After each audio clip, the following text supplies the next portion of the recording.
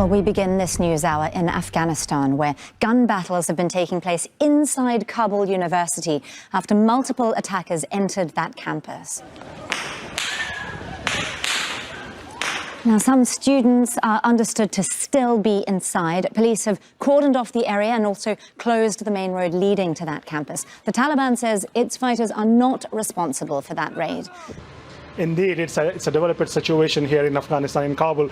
A group of gunmen entered the Kabul University compound this morning, and they started gunfire inside the university compound while the students were busy at their classroom. According to the Minister of Interior, the Afghan Special Forces arrived at the scene and cordoned off the area. The Afghan Special Forces were able to evacuate most of the students from the university compound, but we are told by some of the students they're still trapped inside this university compound.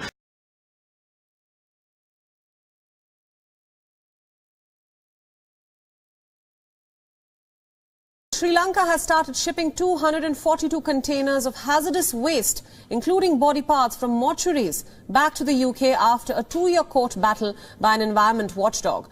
The first 20 containers of medical waste, which includes body parts from mortuaries, were loaded on the carrier vessel MV Texas Triumph on Friday, and another 65 will be sent within a week. According to Sri Lanka's customs spokesperson, the remaining containers will be sent as soon as another vessel is available.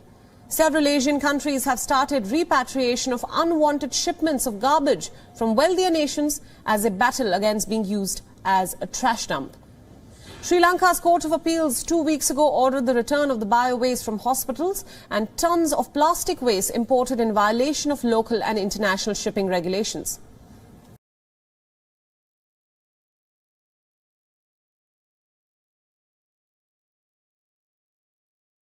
Dozens of North Korean soldiers were injured when mines they were laying along the country's border with China exploded, sources say. The mines were reportedly being placed by border guard troops to stop people defecting from North Korea into China. Injuries were reportedly sustained by North Korean troops in 2 separate incidents. It comes after orders issued by the North Korean regime in August instructed its soldiers to shoot anyone who came within a kilometer of the border.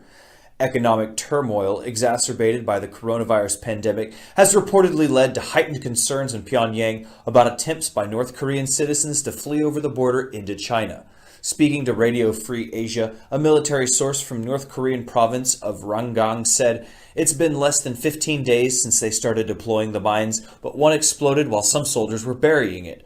About a dozen soldiers were injured, some in their eyes, legs, or back."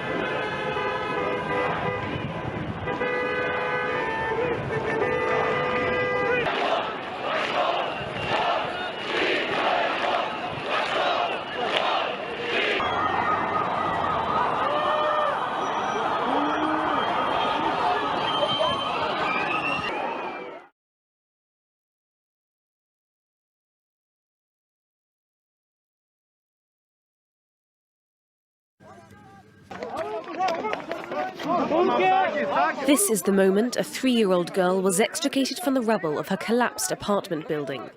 Elif Perinçek spent 65 hours trapped in the wreckage. Her mother and 2 sisters had been rescued 2 days earlier from the debris of another building. She is the 106th person to be rescued alive after a 14-year-old girl was found just 7 hours before.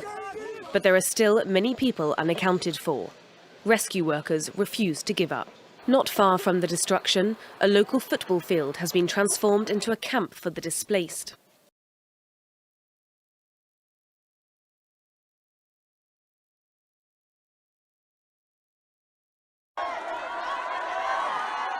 After a 7-hour wait in the Bangkok heat, these royalists finally got what they came for, a meet and greet with their king and queen.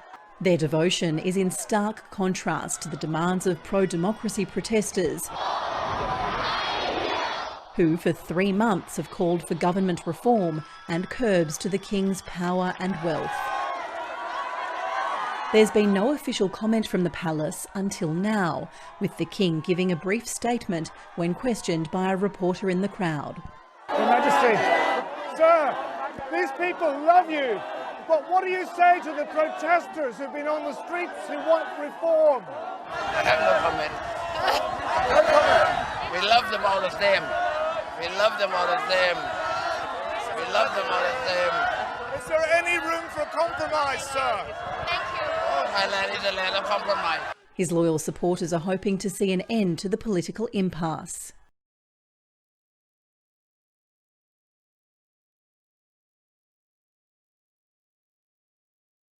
Yes, yesterday evening here in Ivory Coast, the country's Independent Electoral Commission started delivering provisional results live on public television.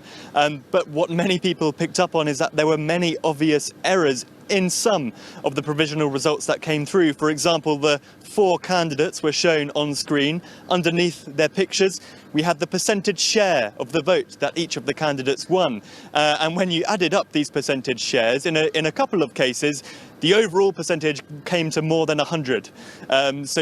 Quite clearly some mathematical errors there, which actually, shortly after the provisional results began being announced, shortly after that, actually, the Independent Electoral Commission said, OK, we're stopping for this evening. We're going to pick up again in the afternoon today, on Monday.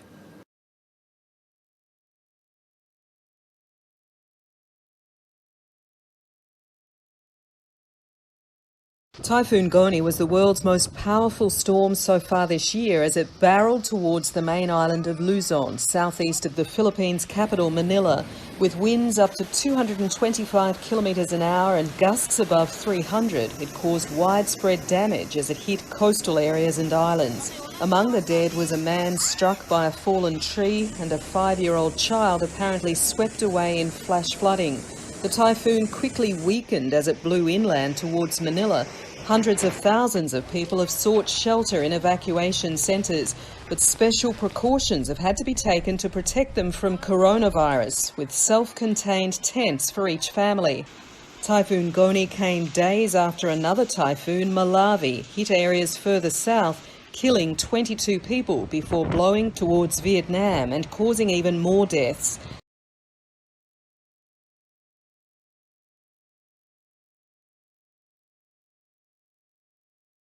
A royal bombshell today. Prince William secretly battled coronavirus months ago. As Mark Burrows reports, a decision was made to keep it private after his father and British Prime Minister Boris Johnson became infected.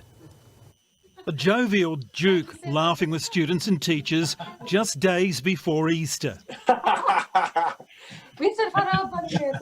That's a strong look. We now know this was Prince William's first engagement after quarantine. There'll be a lot of chocolate being eaten here, don't worry. Yeah, excellent. You keep eating it. Side by side with his wife, no obvious signs of a lingering health issue. But days earlier, he was fighting the deadly virus. Reports claim the 38-year-old was hit pretty hard and at times struggled to breathe as he was treated by palace doctors and isolated at Anmer Hall in Norfolk.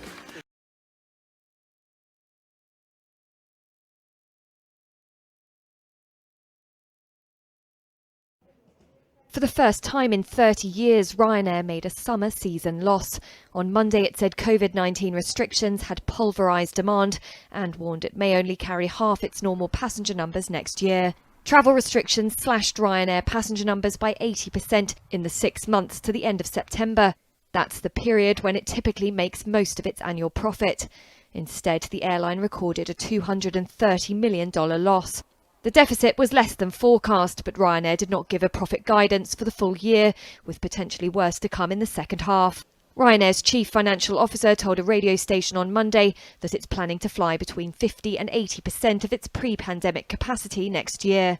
The airline has one of the industry's strongest balance sheets. That helped bolster investor sentiment, and the Irish company avoided the sharp drop in stock price seen by rivals in the wake of the announcement of a 4-week lockdown in England.